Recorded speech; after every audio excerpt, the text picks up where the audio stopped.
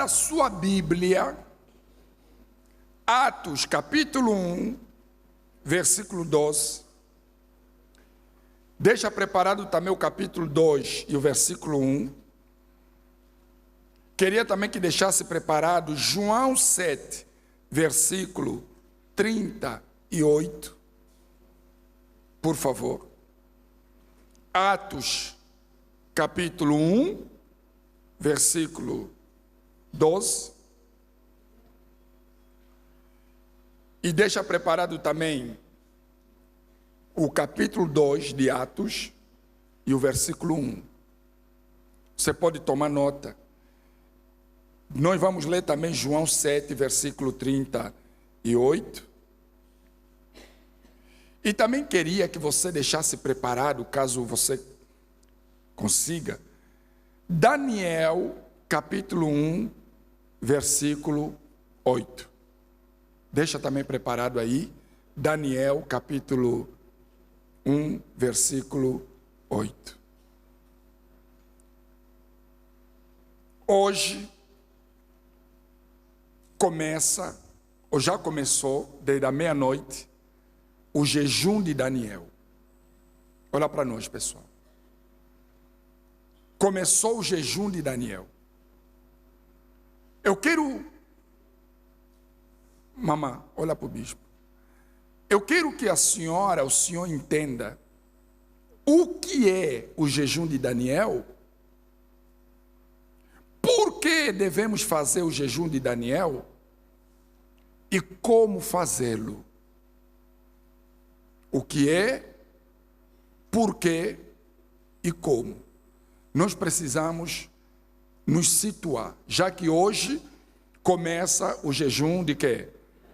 De Daniel. Falando sobre o jejum de Daniel, os apóstolos viveram isso também. A igreja primitiva viveu isso também. E é isso que nós queremos compartilhar aqui em Atos 1, versículo 12. Quando diz: então voltaram para Jerusalém. Olha para mim, um pequeno detalhe. Jerusalém, na época, e hoje também, era considerado o lugar de adoração, o lugar de busca, o lugar para adorar ao Deus vivo. Então voltaram para Jerusalém, do monte chamado das Oliveiras, o qual está perto de Jerusalém, à distância do caminho de um sábado. Versículo 13. E entrando, subiram ao cenáculo, onde habitavam Pedro e Tiago, João e André, Filipe e Tomé, Bartolomeu e Mateus, Tiago, filho de Alfeu, Simão o Zelote e Judas, irmão de Tiago. Aí tem um pequeno detalhe. Estando em Jerusalém, subiram ao cenáculo. O cenáculo era o lugar onde eles se reuniam, habitavam e se reuniam para buscar a Deus, para falar com Deus. Esse era o propósito, se reunir no cenáculo. Aqui, o povo do Maculuço, aonde é o lugar que todos nós nos reencontramos para buscar a Deus?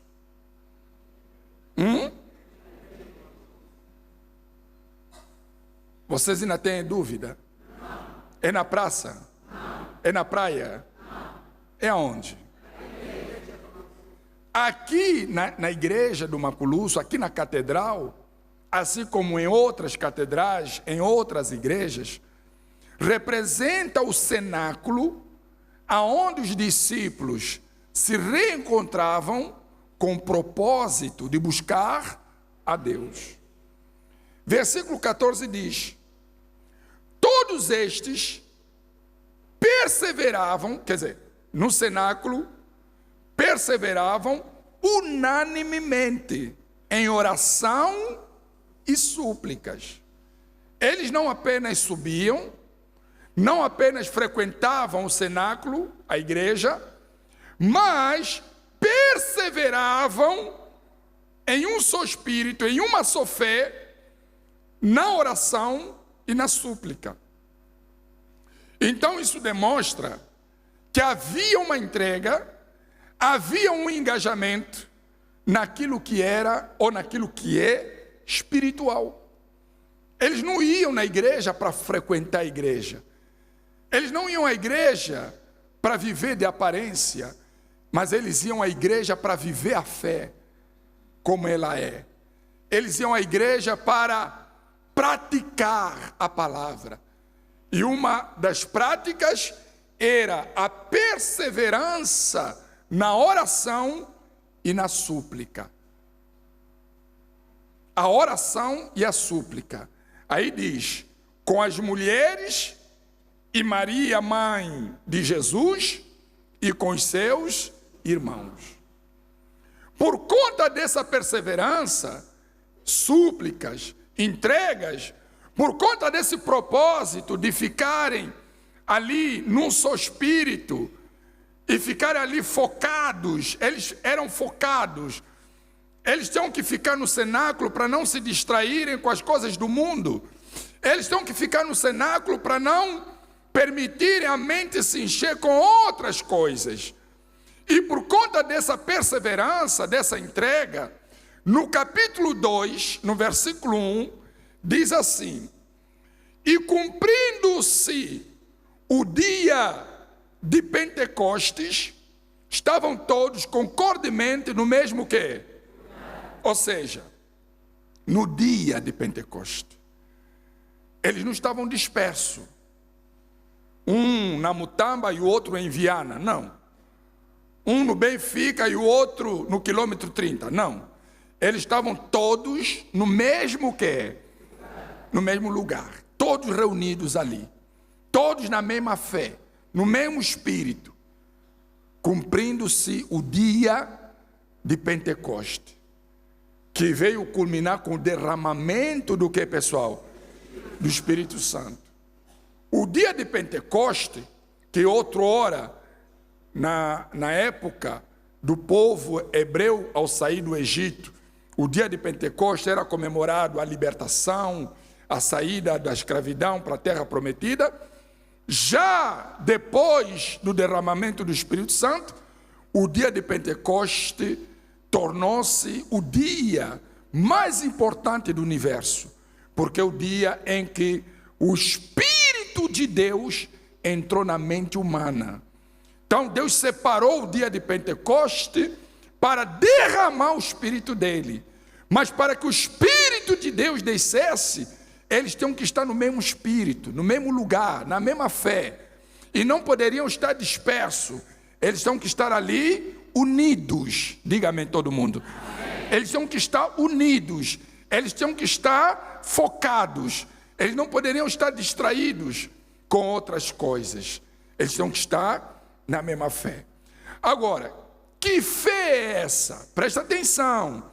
Que fé é essa? Vamos lá em João 7,38, que a Bíblia diz assim: quem crê em mim, como diz a Escritura, rios de água viva correrão do seu ventre. E isto disse ele do Espírito que haviam de receber os que nele crescem. Então, Jesus estava falando do Espírito Santo. Só que para receber o Espírito Santo, tinha que haver uma crença, tinha que haver uma fé. Essa fé, essa crença, significa o quê, bispo? Essa fé, essa crença, significava a entrega total, não parcial, mas total. Tinha que haver uma totalidade. E isso envolvia, repita comigo, corpo, alma e espírito. Então, a crença envolvia a entrega do corpo, a entrega da alma e a entrega do espírito. Falando da entrega do corpo, o corpo é a fé que atinge toda a nossa vida física, dinheiro, comportamentos, lugares que frequentamos, como nos vestimos e etc. Então, cai por terra a ideia de que a fé não é vestimenta, a fé não é amizades, a fé é o que está no teu coração. Não, a fé envolve corpo, envolve alma, envolve espírito. Ou seja, eu me olho no espelho e vejo que esse corte de cabelo não está legal, não glorifica a Deus, não santifica o nome de Jesus, então eu tenho que aparar o meu cabelo para que o meu corpo esteja de acordo com a palavra de quem? De Deus. Esteja de acordo com a minha crença. Aí você, mulher, usa uma roupa que você sabe que essa roupa chama a atenção dos homens. Não está santificando o nome de Jesus, não está glorificando o nome de Jesus. Então você diz, não, se a minha entrega envolve o meu corpo, eu não posso usar esse tipo de roupa, eu não posso usar esse tipo de penteado, eu não posso usar esse tipo de vestimentas. Então você, com base na sua crença, com base na sua fé, você sacrifica a sua vontade para fazer a vontade de Deus. Mas não é só vestimenta. Corpo envolve também o comportamento, os nossos comportamentos. A forma como eu me comporto, a forma como eu falo, a forma como eu me enturmo com as pessoas, as amizades. Porque o meu corpo que vai se meter no grupo, que vai se meter com aquele tipo de pessoa, envolve muitas coisas. Então, como a minha entrega envolve o corpo, eu sei que eu não posso submeter o meu corpo a coisas erradas. O cigarro, por exemplo, eu coloco o cigarro em mim, o fumo, e eu sei que aquilo, além de prejudicar a minha saúde, é um vício. Então, eu estou prejudicando o corpo, estou expondo o meu corpo a coisas erradas. Cigarro, bebida, mulheres, e etc, e etc. Então, a minha crença, como nós estamos falando, Jesus disse, aquele que crê como diz a Escritura. Porque há quem crê, mas não como diz a Escritura. Agora, aquele que crê como diz a Escritura, vamos repetir, envolve primeiro, depois, e depois, vamos agora na alma. Já falamos do corpo, que é a entrega do nosso corpo, colocar o nosso corpo dentro da disciplina, dentro da ordem da palavra. Vamos na alma. A alma é a fé que valoriza a alma como Jesus valorizou, mais que o mundo inteiro, acima de todas as coisas e pessoas. Então a minha alma está acima de coisas e pessoas. Por conta de eu dar valor à minha alma como Jesus deu, eu não vou expô-la a coisas que possam perigar a minha salvação. Então todos os dias eu estou sujeitando a minha alma à vontade de quem? Fala, gente. A minha alma quer xingar, mas eu não vou xingar. A minha alma quer bater, mas eu não vou bater. A minha alma quer responder mal, mas eu não vou responder. A minha alma quer roubar por causa da fome, mas eu não vou roubar. A minha alma quer mentir para fugir de uma punição, mas eu não vou mentir. A minha alma quer mentir para ser promovido, mas eu não vou mentir. Eu não vou fazer isso, porque a minha salvação está acima de coisas e pessoas. Diga amém, pessoal. Amém. E por último vem o quê? o Espírito. A crença, como diz as Escrituras, envolve isso aqui, Espírito, que é a fé racional, apoiada na palavra de Deus, não em religiosidade, nem sentimento, mas na obediência. Porque muitas das vezes nós confundimos a fé, preste atenção, confundimos a fé com a religião. A fé não tem nada a ver com a religião. A fé não tem nada a ver se você é católico, é evangélico, é muçulmano, é budista, é quimbanda, é feiticeiro. Não, a fé não tem nada a ver com isso. A fé não é religião. A fé é uma crença. Só que essa crença tem que ser como diz a Escritura. Então não tem denominação. Agora, quando nós vamos na questão do Espírito, a fé que agrada a Deus é a fé racional. É a fé inteligente. Vocês entendem que a gente fala? É a fé inteligente. Não é a fé, olha para o bispo, não é a fé apoiada em visões, apoiada em fantasias de sonhos. Ah, não, eu sonhei com a minha avó, eu acho que ela é bruxa. Esse tipo de fé não é a fé que diz as Escrituras. Isso é a fé da religião. É a fé do fanatismo. É a fé de pessoas que não pensam, que não usam o raciocínio. Porque a fé que usa o raciocínio, a fé que é espírito, como diz as Escrituras, é aquela fé que pensa. É a fé inteligente. Porque a fé inteligente me leva a pensar, refletir antes de falar qualquer coisa. Como é que a minha mãe, que me pôs ao mundo, teria a coragem de me matar? Ainda que isso seja verdade, tá bom. Mas o que está por detrás disso? Eu descubro que é o diabo que está usando aquela pessoa para me fazer mal. Porque eu estou usando o raciocínio. Estou usando uma fé racional, não uma fé baseada em fantasias, emoções, visões ou sonhos. Todos nós sonhamos. Ontem para hoje eu sonhei, só que eu nem lembro o sonho. Mas quando a pessoa tem a sua fé baseada em sonhos, ela lembra até dos detalhes. Ela lembra até a cor da roupa que usou. Ela sabe os detalhes. E ela vem e quer que o pastor lhe ouça. Pastor, ouça só o que eu sonhei. Eu não tenho tempo para isso. Procure quem tem tempo. Porque eu não tenho tempo para ouvir coisas que não é real e não faz parte do nosso dia a dia. Porque para mim, aquele sonho pode representar fantasia ou uma possessão maligna, ou pode representar um sonho acordado. Há pessoas que são tão fissuradas em poder e em dinheiro, que daqui a pouco sonha que comprou um avião. Aí você quer vir me perguntar o que é que isso significa?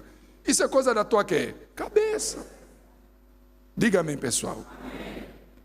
Começa a ver na televisão as pessoas a casar, assistiu na quinta-feira a celebração dos casamentos, aí, quando é que vai chegar a minha vez? Aí depois sonha que está entrando de mãos dadas com um homem.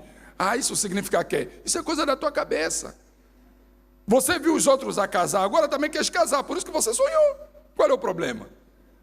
É pecado? Não é pecado. Mas fazer disso a direção da sua vida, fazer disso a bússola da sua vida, está errado. Está errado. Completamente errado.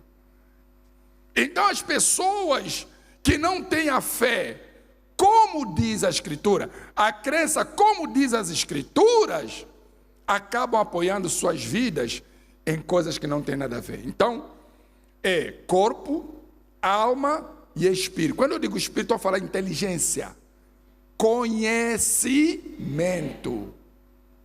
Quando eu digo espírito, estamos a falar, espírito é inteligência, é conhecimento. Eu acho que vocês estão entendendo a visão, o espírito. Amém, pessoal? Está pegando a visão? Bispo, o que isso tem a ver com o jejum de Daniel? Então, os discípulos ficaram no mesmo lugar, focados. Só que o estar no mesmo lugar envolveu essas três coisas. Envolveu o corpo, a alma e o quê? E o espírito. Ou seja, a entrega foi total. E nessa entrega, houve renúncia. Eles não poderiam fazer o que queriam. Eles não poderiam andar onde gostariam de andar. Se eu quero receber o Espírito Santo, ser batizado com o Espírito Santo, eu tenho que entender que essa fé exige os seus sacrifícios. Para você receber o Espírito Santo, você tem que sacrificar. Sacrificar a tua vontade. Sacrificar as tuas emoções. Sacrificar o que você gosta. Ah, mas eu sou homem, mas gosto de usar brinco. Você tem que sacrificar essa tua vontade. Ah, eu sou mulher, eu gosto de mostrar o meu corpito. Você tem que sacrificar essa tua vontade do capeta, do diabo. Quer mostrar para quem? Nós que somos de Deus, que somos da fé, entendemos que a nossa vontade tem que estar alinhada à vontade de quem? Deus. Se não estiver alinhada à vontade de Deus, está errado. Não importa se você está 1 ano, 2 anos, 5 anos, 10 anos, 20 anos, 30 anos na igreja, está errado, está errado. E pior, você não se converteu. E esse é o perigo, porque você se torna um problema na igreja. Porque quem chega hoje pensa que você é convertido e te ouve. Só que você está desviando milhares e milhares de pessoas da igreja. Aí, vamos lá então agora em Daniel, para terminar. Podemos? Daniel capítulo 1, versículo 8. Já que estamos a falar da entrega de corpo, alma e o quê? Aí no versículo 8 diz: e Daniel propôs no seu coração não fazer o quê? Com a porção das iguarias do rei, nem com vinho que ele o quê? Bebia. Portanto, pediu ao chefe dos eunucos que lhe permitisse não se contaminar.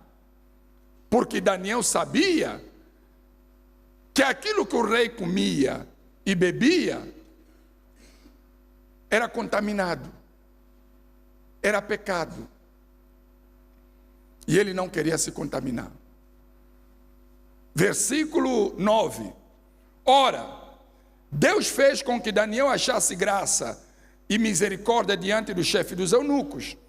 E disse o chefe dos eunucos a Daniel: tenho medo do meu senhor, o rei, que determinou a vossa comida e a vossa bebida, pois porque veria ele os vossos rostos mais tristes do que os dos outros jovens da vossa idade. Assim porias em perigo a minha cabeça para com o rei. Então disse Daniel ao dispenseiro, a quem o chefe dos eunucos havia constituído sobre Daniel, Ananias, Misael e Azarias: experimenta, peço-te, os teus servos 10 dias, e que nos deem legumes a comer e água a quê? Então se examine diante de ti a nossa aparência e a aparência dos jovens que comem a porção das iguarias do rei, e conforme vires procederás para com os teus servos. E aí ele consentiu e experimentou quantos dias? 10 dias. E ao fim dos 10 dias, apareceram os seus semblantes melhores, e eles estavam mais gordos de carne do que todos os jovens que comiam das iguarias do que, pessoal? Do rei. Ele sacrificou para não se contaminar com as iguarias do rei. E a fé dele, como diz as Escrituras, foi honrada. Por quê? Porque eles comiam apenas legumes e bebiam apenas o quê? Mas depois dos 10 dias, quem estava melhor de aparência? Quem estava melhor apresentado? Hã? Do ponto de vista do corpo, o corpo estava magro ou gordo? Estava gordo. Mas não é para você ficar gordo, tá, pessoal? Desculpa. Porque há quem engorda e não é saúde. Então, aqui no caso foi saúde. No caso de Daniel. Mas vamos em frente. Aparentemente, Daniel estava com uma melhor aparência. Ele e os 3 amigos. Mas não foi só isso, não. Deus não mudou apenas o corpo. Estamos a falar de corpo, alma e quê? Já no versículo, paramos aonde? 15. Então, vamos no 16. Vamos no 17. Vamos lá no 17. Quanto a estes 4 jovens, Deus lhes deu o quê? O conhecimento. E a quê? Isso é espírito. Deus mudou o espírito deles. Deus não mudou apenas o corpo, Deus mudou também o espírito. E depois diz o quê? Em todas as letras e quê? E sabedoria. Mas a Daniel deu entendimento em toda a visão e quê? E sonhos. Ou seja, se tornaram as pessoas mais inteligentes da Babilônia. Mais inteligentes. Quem tem o Espírito Santo é inteligente. Quem tem o Espírito Santo tem visão. Quem tem o Espírito Santo tem o entendimento. Você não vai ser apenas bonito, bonita, linda, mas você vai ter o conhecimento, a inteligência, o entendimento espiritual. É isso que Deus quer fazer. Amém, pessoal? Amém. Se você determinar não se contaminar durante os 21 dias, não apenas 21 dias, mas daqui para frente ter uma vida disciplinada, longe daquilo que contamina, o Espírito Santo vai entrar em você. E quando o Espírito Santo entrar em você, você vai ter isso que Daniel teve: aparência, conhecimento, inteligência e o entendimento espiritual. Diga graças a Deus. Essas iguarias do rei, hoje, são as redes sociais. Hoje, é as fofocas. Hoje, é tudo aquilo que nos arrasta para o mundo, que contamina. Por isso que a partir de hoje, se você está no jejum de Daniel, você vai se limitar apenas a assistir o que é espiritual. Entrar nas páginas, nas redes sociais da igreja, para se alimentar espiritualmente. Ah, mas eu gosto de ouvir a palavra de Deus, de outros pastores também. Me perdoe, eu, se fosse você, me concentraria naquilo que eu propus que nós estamos o quê? A viver. Eu me concentraria nisso. Nós estamos falando sobre o dia de Pentecoste. Estamos a falar sobre o batismo com o quê? Aí você entra lá em outras páginas que não tem nada a ver, que vão te falar de revelações, de dar banho nas mulheres toda nua dentro da igreja, de não sei o quê, e outras coisas que não tem nada a ver com a palavra de Deus. Quer dizer, em vez de você melhorar, você vai piorar. Você vai ficar bêbado, porque você está bebendo todo tipo de vinho. Cuidado, gente. Quem está entendendo?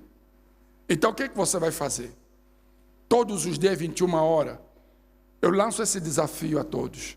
Liga a rádio, aonde nós temos os programas, para você se alimentar.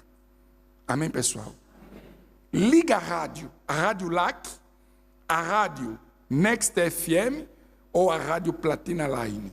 A partir das 21 horas, liga a rádio. Para você não ficar perdido, ouve a palavra. Se alimente da palavra. Estamos ao vivo também nas redes sociais, na página da igreja. Às 21 horas, entre na página. Na TV Zimbo, a partir das 23h30. No canal Geração, TV Geração, a partir de meia-noite. Para quem tem o stream, você pode entrar na FETV, 24 horas. FETV.com. Entra na fetv.com, 24 horas, mensagens, louvores, pregações, você vai se alimentar. Não tem como você se perder. Amém, povo de Deus? Esse é o propósito para você receber o Espírito Santo. Tem que envolver corpo, alma e quê? E espírito. Ah, eu gosto de telejornal. Eu também gosto. Mas desde ontem já parei. Ontem já nem assisti mais. Diga amém. Eu gosto de telejornal. Não vou. Não vou. Vou ser tentado, mas não vou assistir. Porque eu vou me consagrar. Eu vou buscar o meu Deus. Amém, pessoal? Esse jejum de Daniel vai ser muito forte. Esse jejum de Daniel vai batizar muita gente. O Espírito Santo vai ser derramado e vai fazer de você uma nova criatura. Mas você vai viver isso de corpo, alma e quê? Preste atenção. Você só não vai se isolar 100% se aquilo na qual nós estamos passando para o senhor, para a senhora, faz parte do seu trabalho. Digamos que você seja um jornalista, você trabalha com informações. Nesses casos, enquanto você está no trabalho, não tem problema. Mas terminou o trabalho, terminou o expediente, entra no Espírito. Viva a fé. Diga amém, pessoal. Esse negócio de assistir jogo físico ou jogo videogame, não, pessoal. Durante 21 dias se isola de tudo isso. Bispo, como é que o senhor está falando de jogo? Eu mesmo sou jogador. Tá bom, se você é jogador, é teu trabalho. Mas quando você está em casa, se foca. Se foca no que é espiritual. Está dando para você entender, sim ou não, gente? E qualquer dúvida, terminou o culto, procure os homens de Deus, peça orientação. Mas nós queremos que Deus se revele na sua vida. Quem pode fazer isso? Você pode fazer isso? Age que nem Daniel. Eles eram jovens. Jovem tem ambição. Jovem tem vaidade. Jovem tem vaidade, jovem tem ambição. Mas esses jovens, esses 4 eram diferentes. Eram de Deus. Eles eram disciplinados. O homem de Deus tem disciplina. Não importa a idade. Não importa a idade. O homem de Deus tem disciplina. Temos que ter disciplina. Amém, pessoal? A única coisa que eu quero que você peça agora é só isso. Meu Deus, me dê força, coragem para executar o que eu acabei de ouvir.